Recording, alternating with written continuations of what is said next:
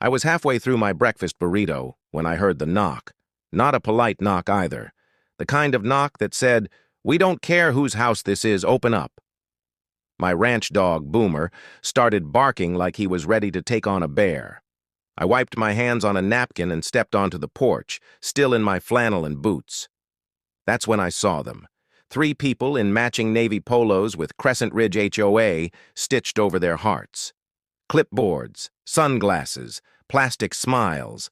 Behind them stood a silver SUV, still running. The woman in the middle, a sharp-nosed blonde named Marissa, I'd met her once at a town fundraiser, smiled like she was handing me a blessing. "Mr. Carter, I'm afraid we need to talk. You're in violation of several Crescent Ridge regulations. We've had multiple complaints." I blinked. "Complaints? This is my land. I'm not even part of your subdivision." She nodded once, stiff as cardboard. "That's the problem. Your presence, your ranch, it's not consistent with the neighborhood aesthetic. The residents find it disruptive. We'll need you to vacate within 30 days. I laughed, out loud. Thought it was a joke at first, but her face didn't change. "You're serious?" I asked. Dead serious. And standing behind her, I spotted something that made my blood run cold. My sister, Haley, in a silk blouse, arms crossed, eyes cold as river ice. She didn't wave, didn't blink, just watched. Marissa handed me a letter. Legal print. HOA letterhead. Haley didn't say a word. I was too stunned to speak. 30 days to leave the land I'd inherited from my grandfather. 30 days to tear down the only place that ever felt like home. What they didn't know, what Haley didn't know, was that 20 years ago, Grandpa left me more than the ranch house and the pastures. He left me the deeds to the lake, and the big gravel lot where everyone in Crescent Ridge parks their precious Teslas and Range Rovers before walking their dogs. They'd just fired the first shot, and they had no idea what was coming. 3 months earlier, things were quiet, peaceful. I'd just come back from a year-long deployment overseas. The ranch was old, sure, weathered fences, squeaky gate, but it was mine. I was repairing the barn roof when Haley showed up out of nowhere in her shiny black Audi. Her heels sunk into the dirt like she didn't belong. "Long time," she said. I nodded. "Thought you were living in Chicago?" I was. Moved back last year. Bought a house in Crescent Ridge, 5 minutes from here. She looked around, wrinkling her nose. "Still clinging to this place, huh?" "It was Grandpa's. It's mine now." She gave me that fake smile I remembered from when we were kids, the kind she used before tattling. "You should think about selling. The HOA wants to expand the community trail. They'd pay good money for your land." I raised an eyebrow. "You want me to sell Grandpa's ranch so a bunch of joggers can cut through?" Her voice dropped, quiet but sharp. "You've got no wife, no kids, no reason to stay out here. Take the money, Carter. Start fresh." I looked her dead in the eye. "I already did." She didn't push it then, just turned and left, tires spitting gravel. I thought that was the end of it. I had no clue she'd already started scheming with the HOA board. No clue she'd told them I was a squatter on undeveloped land near the community, that they were planning to fold my property into the subdivision. And worst of all, I had no idea she'd forged documents to make it look like my place wasn't zoned for residents. 2 weeks after the HOA visit, things started to shift. First, they blocked my ranch entrance with orange cones, claimed the road needed emergency repairs. Then someone filed a noise complaint about Boomer barking. A man in a golf cart even tried to issue me a fine for unapproved livestock. My cows. That same afternoon, I spotted a couple from the HOA taking photos of my barn from the lake's edge. They didn't realize I was behind the tool shed. I snapped a picture of them right back.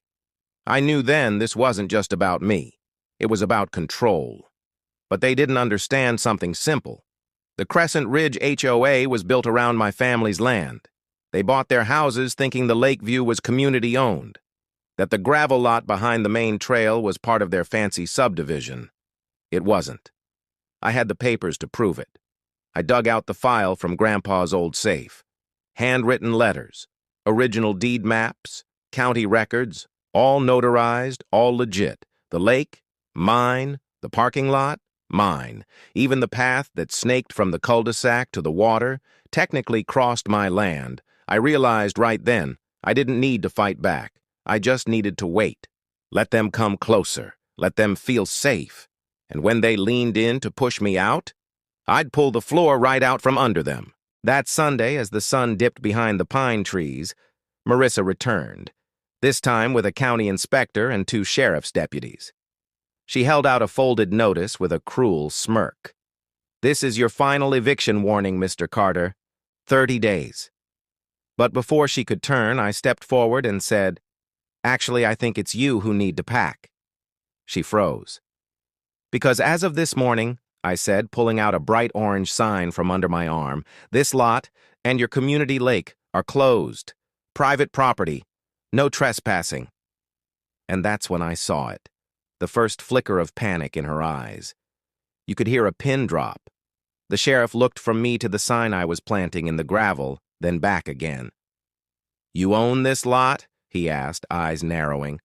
"I do," I said calmly, pulling out a stack of papers. "It's all here. Deeds, survey maps, land use records. My grandfather bought this land in 1972, long before Crescent Ridge was even a dream on paper." Marissa's mouth opened like she was about to protest, but no sound came out. Behind her, the county inspector blinked hard, then took the papers and started flipping through them. His brow creased deeper with every page. "Is this legit?" the sheriff asked the inspector. The man let out a slow whistle. "Not just legit, it's rock solid. He owns the lake, too. And this lot. Crescent Ridge HOA has no jurisdiction here." Marissa's face turned the color of unripe tomatoes. That can't be right. That lake is part of the community. It's in our brochures." I couldn't help but smile. "Yeah, well, you might want to print new ones." Haley stepped forward then, her voice tight. "This is ridiculous. You're doing this out of spite, Carter." "No," I said, eyes locked on hers. "You did this out of spite. You tried to humiliate me. Take away the only thing left of our family. You sold your soul for a HOA position and a marble countertop." Her nostrils flared. "You always thought you were better than me. I never thought that. I hoped we'd both make it out of this family without turning cruel. But here you are, standing on land you didn't even know belonged to your own blood." The inspector cleared his throat. "Legally speaking, the HOA has no authority over this man or his land, and if he's restricting access, then yes, this lot and the lake trail are now off limits." The sheriff adjusted his belt, clearly uncomfortable. "All right, folks, we're done here." Marissa snapped. "But where will people park?"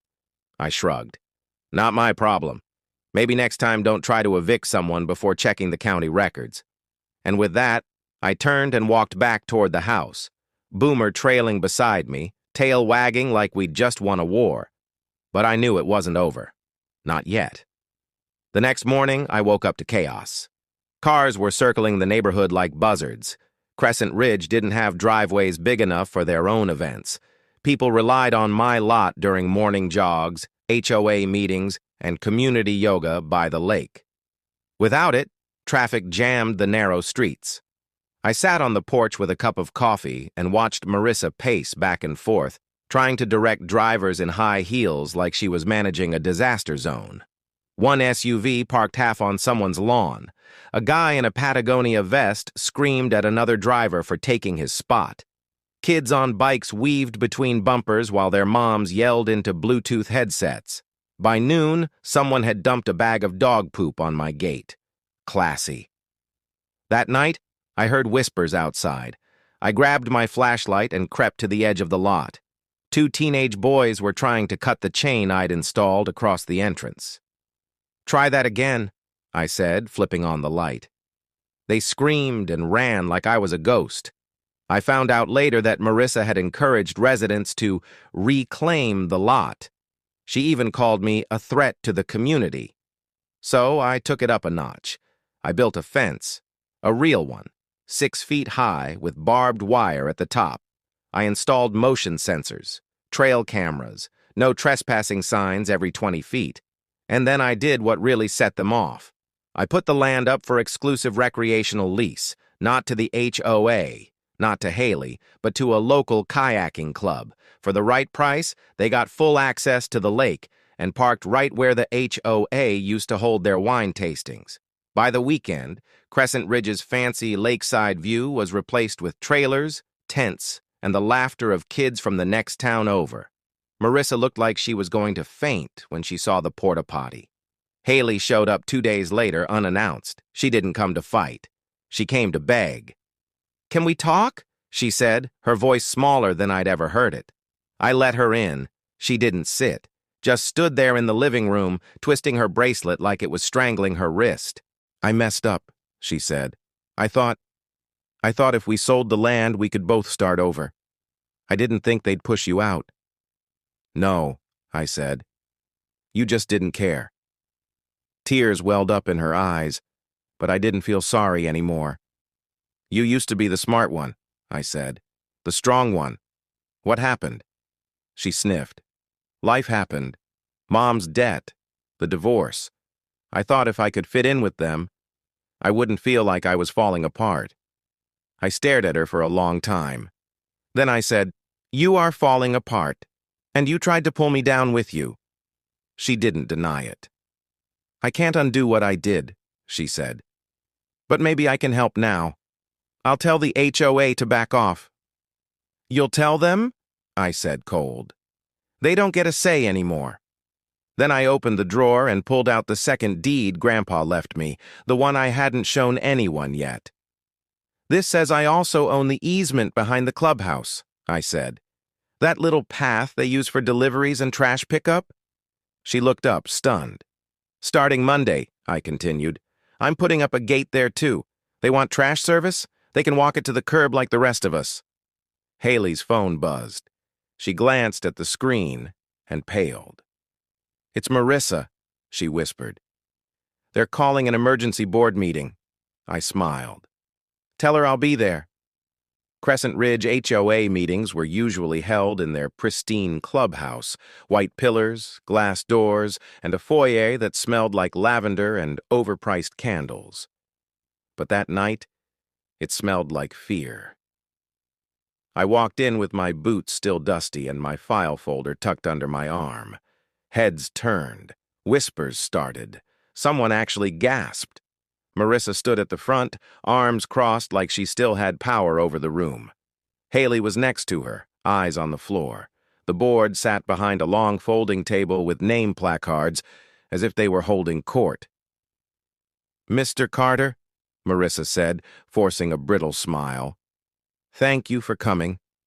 This is a closed meeting, but we're making an exception." I held up the deed copy and dropped it on the table. "Appreciate the invite, but I'm not here to ask anything.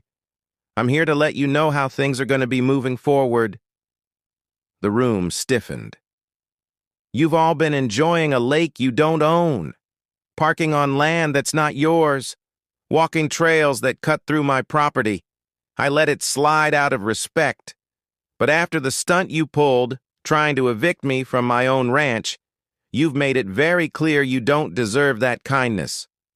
A gray-haired man in a blue polo, Dan, I think his name was, adjusted his glasses nervously. "Now, hold on. Maybe we can negotiate. We've been maintaining those areas for years. Landscaping, security, signage." "You were trespassing," I cut in. "Decorating stolen property doesn't make it yours." Marissa stood up. "We're prepared to offer a settlement, a long-term lease agreement. Perhaps even a joint ownership discussion if you're reasonable." I chuckled.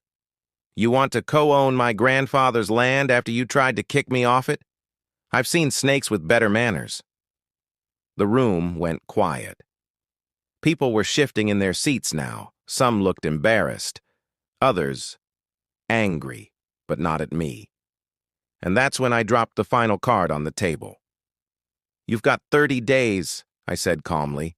"That's how long I'll allow temporary access for residents to the lake and the lot. After that, the lease ends, permanently.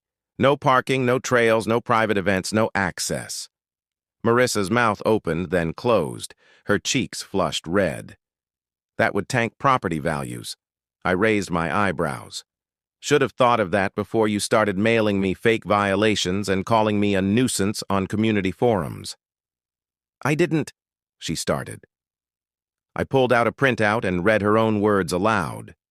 "That man is a squatter on land that should be turned into a dog park or removed altogether." Posted on Crescent Ridge Connect 2 weeks before their so-called visit. A murmur rippled through the room. "And one more thing," I added. "That path behind the clubhouse you've been using for trash service, I own it. Starting Monday, it's closed. Gate goes up at dawn." Dan stood up this time, panicked. "You can't just shut down an entire neighborhood's infrastructure." I looked him square in the eye. "I already did." The fallout was immediate. By the next week, HOA members were in full panic mode. Real estate agents started calling me, offering ridiculous amounts to buy just the lake frontage. One even offered to throw in a new truck and pay my property taxes for a year. I declined. Then came the bribes in disguise, gift baskets, invitations to collaborative planning meetings, a dinner offer from Marissa herself. I ignored them all. Instead, I fenced off the remaining trails, put up security cameras, added locks to every access point. On the last day of their lease grace period, I put up a massive sign at the old parking lot entrance. "Private property. Trespassers will be prosecuted." The HOA Facebook group exploded. "He's ruining the community," one post cried. "Someone call the county," another said. But the county had already been through the paperwork. I was within every legal right. What really killed them wasn't the loss of the lake. It was the optics. Families now had nowhere to gather. No easy parking for HOA parties. The clubhouse dumpster overflowed because the trash trucks refused to walk bins through the neighborhood. And with no lake view, property values started dipping. Marissa's power crumbled fast. She tried to hold one last wine night by the water, sneaking in through the woods. My trail cam caught her. I emailed the footage to the board. She resigned 3 days later. Haley visited me again a week later. She didn't look angry anymore, just tired. "I left the board," she said. "I don't want to be part of any of it." I nodded but didn't say anything. "I was wrong," she added. "You're not just protecting the ranch, you're protecting him. Grandpa." That made me pause. "I forgot who we were," she whispered. "But you didn't." This time I did invite her in. We sat on the porch, two siblings who'd nearly torn each other apart over a lake and some land. The same land we used to fish on every summer, barefoot and muddy. The same lake Grandpa taught us to skip stones. "I'm not mad at you anymore," I said finally, "but I don't trust easy." "I'll earn it," she said. Maybe she would. Maybe she wouldn't. But either way, the land was safe. My home was safe. And they all knew now, you don't mess with the man who owns the lake and the parking lot. Just as the sun started to dip behind the treetops, a new email pinged on my phone. Subject: Notice of Land Reassessment, filed by Crescent Ridge HOA. They weren't done yet. I stared at the subject line, the screen glowing in the twilight. Notice of Land Reassessment, filed by Crescent Ridge HOA. They were trying again. One last power move. A reassessment meant they were challenging my property rights, probably claiming my fencing, my lease to the kayak club, and my signs violated some obscure zoning or tax code. I almost laughed. They still didn't get it. The HOA might have had lawyers, spreadsheets, and an inflated sense of authority. But I had something far more dangerous. History. Old school, bulletproof, hand-signed history. And I was ready to go nuclear. The next day, I didn't go to the ranch. I went straight to the county assessor's office. I asked to speak to a woman named Denise, someone Grandpa used to bring donuts to every month like clockwork. She was still there. Older now, but sharp as a tack. Crescent Ridge filed this reassessment against your lake and the parking lot, she said, scanning the digital file. Says your fencing and signs are interfering with community easement rights. You believe that? I handed her a folder. Original deeds, dated surveys, notarized documents stretching back to 1972. The kind of stuff that doesn't just stand up in court, it shuts it down. Denise flipped through it and let out a quiet laugh. They really thought they could outpaper Frank Carter's grandson? I smiled. They're about to find out. She nodded and started stamping. Meanwhile, I had my own plan. If they wanted to play legal hardball, I'd bury them under a mountain of counterclaims. I hired a land use attorney from the city. Not just any attorney. Someone Crescent Ridge had tried to hire once for a different case, but couldn't afford. She reviewed my files and grinned like a shark. This won't just make their case go away, she said. This'll slap them with violations they committed years ago. You want to go all the way? I nodded. Scorch the earth. She filed 5 separate complaints. 1. Illegal usage of private land without consent. 20 years of HOA events held on my lot. 2. Unlawful infrastructure placement, trail lights and benches installed on my land. 3. Environmental impact violations. They planted invasive species around my lake to make it prettier. 4. Trespassing en masse, documented via trail cams and drone footage. 5. Forgery and defamation, thanks to Haley's confession about Marissa's fake documents. All signed, sealed, and delivered to the county, the court, and the state environmental board. A week later, I got a call from the HOA's lawyer. We'd like to discuss a settlement, he said quickly. No need to escalate.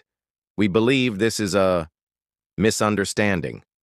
Too late, I said. You poked the bear. Now the bear's tearing down your picnic table. The next day, I sent out my notice. To the residents of Crescent Ridge, effective immediately, all access to my lake and adjoining lot is permanently revoked. Any HOA fees previously allocated to lake maintenance should be reconsidered as misused funds.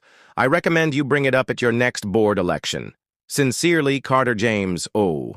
P.S. You're welcome to buy bottled water and walk laps in your cul-de-sac. The final blow came from the county itself. A letter posted on the Crescent Ridge bulletin board announced the reassessment request was denied and that the HOA itself was now under investigation for multiple violations. Marissa moved out 2 weeks later, sold her house at a loss. Word is she's renting an apartment in a different zip code now. The new HOA board president, a retired veteran who came by the ranch just to shake my hand.